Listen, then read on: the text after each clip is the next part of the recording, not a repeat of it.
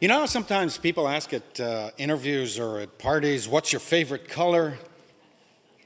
Apparently, psychologists can glean hints of our personality by what colors we're attracted to. There's even a discipline called color psychology. As far back as I can remember, purple was my favorite color. It's exotic, no, and mysterious. There was a 70s rock band called Deep Purple. It's still around, apparently, in various configurations. The name alone was enough to trigger in me an emotional response. I saw visions of smoke on the water and fire in the sky. I still feel passionate stirrings whenever I hear Prince's Purple Rain. The biblical word for purple is argaman. It's mentioned dozens of times in the Bible, and for the first time in this week's Torah portion, Truma, which describes the building of the tabernacle. Vayedaber Adonai al Moshe lemor, and God said to Moses, speak to the Israelites so that they may bring gifts for the tabernacle, gold, silver, brass, utchelet va'argaman v'tolat shani, blue, crimson, and argaman, purple yarn. The curtains in the tabernacle and later the curtains in the Jerusalem temple, as well as the priests' clothes, were made with linen and yarns containing this color, purple, argaman. Now, there was a great debate in Jewish tradition about the precise shade of argaman, since there was no actual evidence of any wool or fabric from ancient Israel. But there was no debate that argaman was very expensive and thus highly prized in antiquity. Royal and priestly garments, the clothes of the high and the mighty, were made with argaman. For this reason, it was sometimes referred to as royal purple, and often gifted to kings by foreign visitors. According to a rabbinic midrash, it was the most esteemed of all of the different fabrics because it represented and conveyed authority, power, and prosperity. I'm thinking maybe that's one of the reasons I'm attracted to it. In the scroll of Esther, you know, Purim is in 10 days. In the scroll of Esther that we'll be reading on Purim, both Ahasuerus and Mordecai wore royal apparel that contained argaman. Shakespeare picked up on the association of purple and royal power when, following Plutarch's original account closely, Shakespeare wrote this about Cleopatra. Even the barge she sat in, like a burnished throne, purple the sails, and so perfumed that the winds were lovesick with them. While the texts of ancient civilizations mention this purple dye, the earliest actual discovery of a purple fabric was from the Roman era, until now. Israeli archaeologists recently made a remarkable find.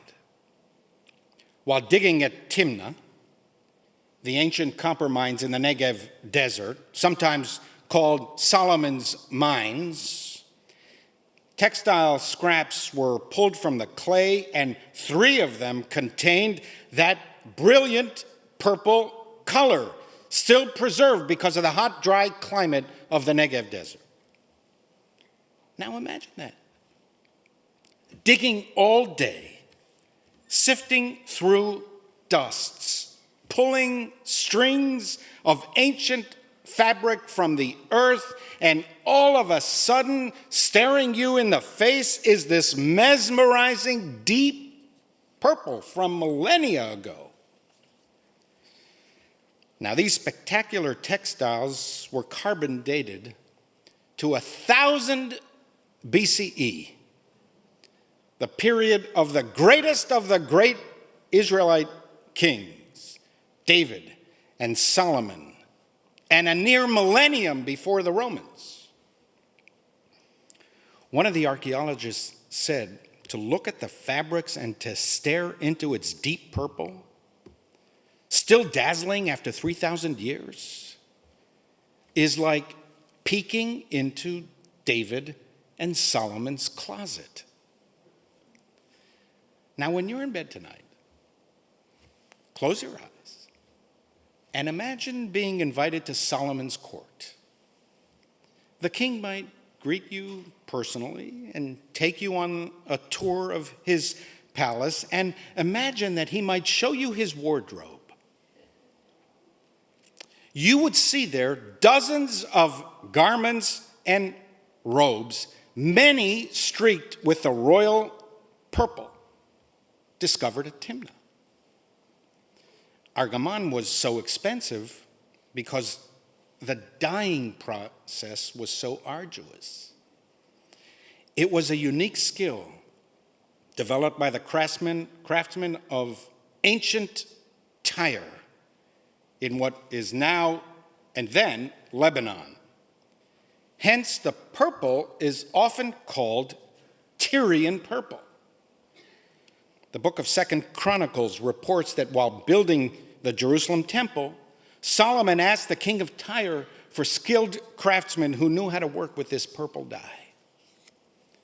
It was a long and laborious process. The dye was produced from the glands of 3 types of snails that lived in the Mediterranean. The craftsman would extract a single drop of colorless liquid from the glands, which they would then mix with seawater and expose to the sunlight. Over several days, the result was argaman, purple dye. Greater sunlight produced blue. The techelet that is mentioned dozens of times in the Bible, lesser sunlight produced purple. Both colors are often mentioned together, techelet ve'argaman, as in this week's Torah portion. Scholars speculate that tens of thousands of snails were required to produce even a small amount of Tyrian purple dye. The dyeing process was not only laborious, it was to die for. It was exceedingly unpleasant. Ancient texts described how Tyre reeked of snails. You smelled the city before you saw it, because the snails were left out to rot in the large vats before the processing began. So here's the thing. Something so stunning, so luxuriant and brilliant, a deep purple color so exotic that even the mention of the word triggers in me emotions I cannot fully articulate. A hue so connected to regal ambitions and lofty dreams of so many people is produced by a uniquely stinky, malodorous, and mephitic process. The snails themselves are pretty disgusting. Their mucus glands that produce the liquid that eventually becomes purple dye. These glands lie at the terminal section of the alimentary canal, if you know what I mean.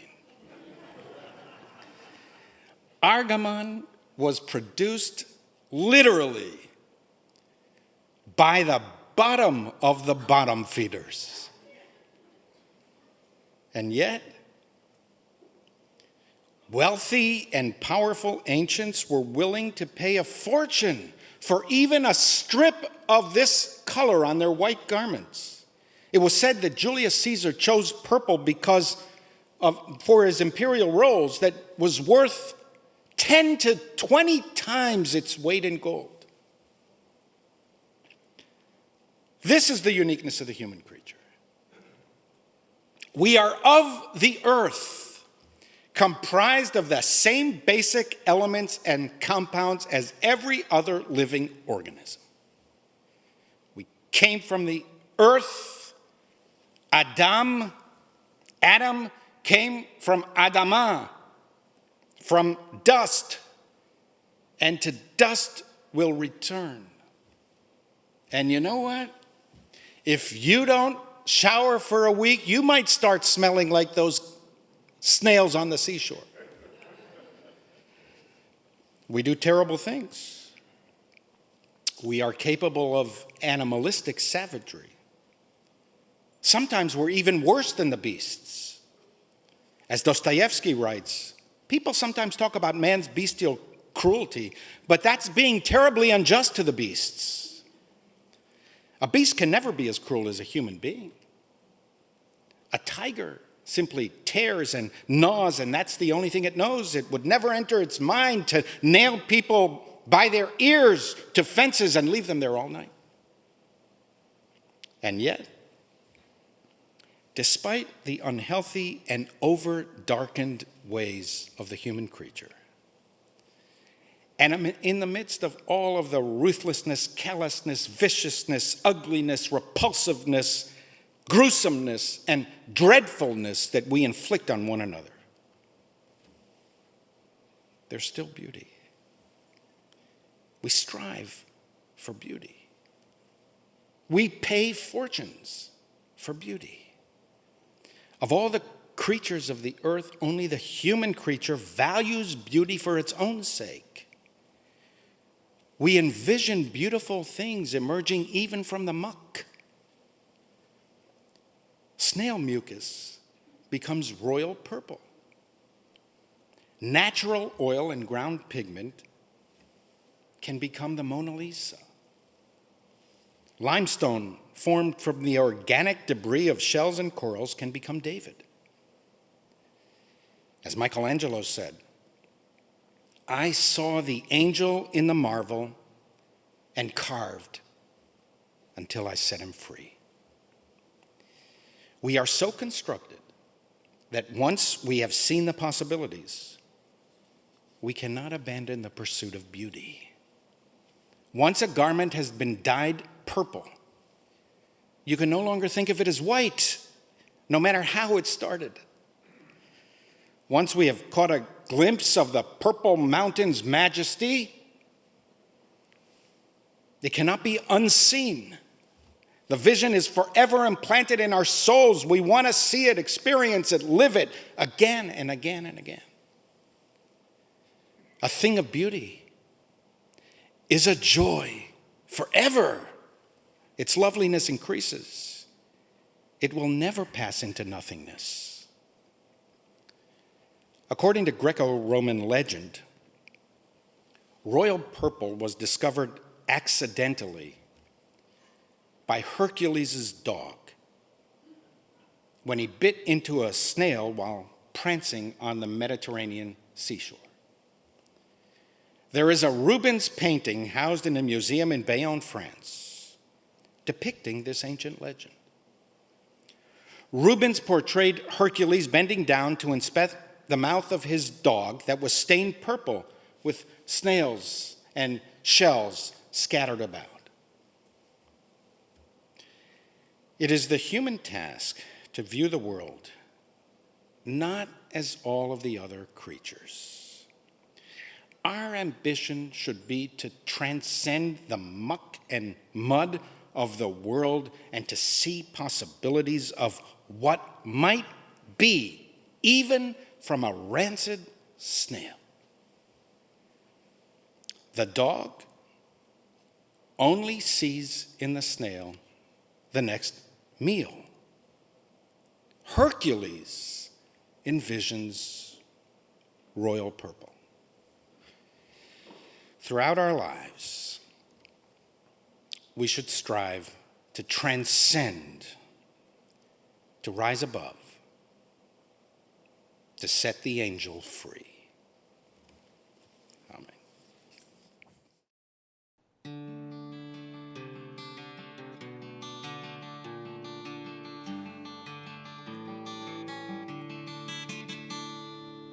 הנה מה טוב ומה נעים, שבת אחים גם יחד.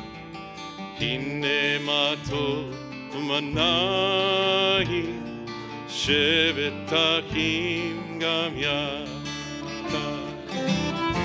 הנה מה טוב, שבת אחים גם יחד. הנה מה טוב, שבת אחים גם יחד. הנה מה טוב ומה נעים, שבת אחים גם יחד. הנה מה טוב ומה נעים, שבת אחים גם יחד.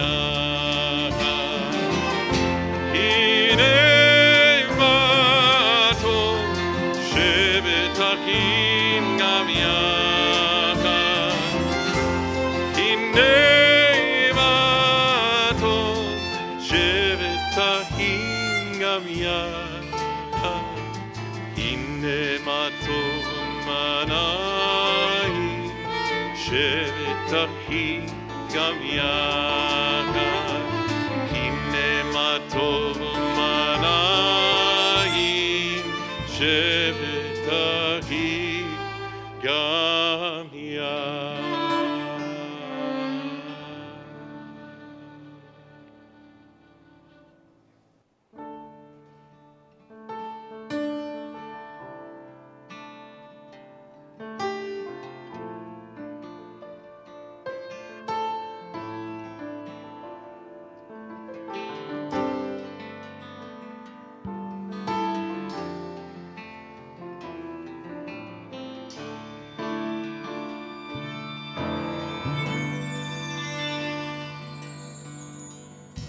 And the night, and the night, and the night, and the night, and the night,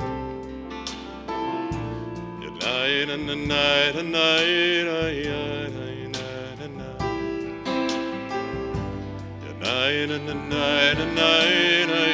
night, and the night, and the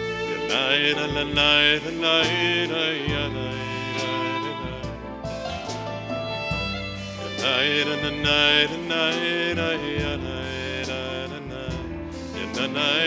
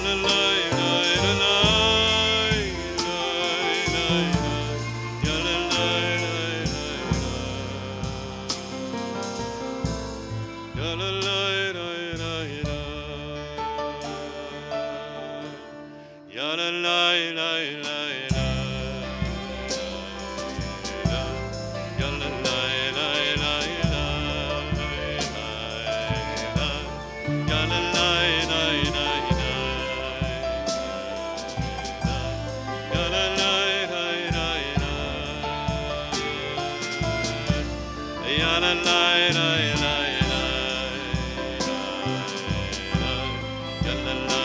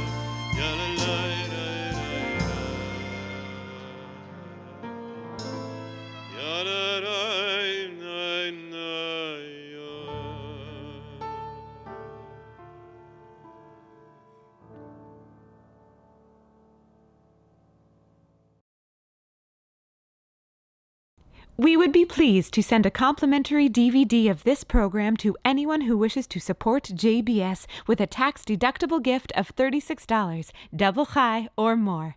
Simply visit the JBS website at jbstv.org and click on the Donate button to make a donation by PayPal or your credit card.